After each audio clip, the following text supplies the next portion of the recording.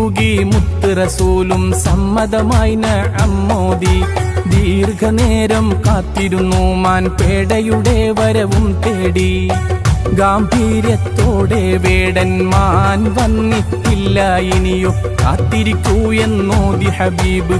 കണ്ടു ദൂരെ നിന്നും വരവ് ഓടി പീതച്ചു കരഞ്ഞു ചാടി മനമുരുകുന്നു.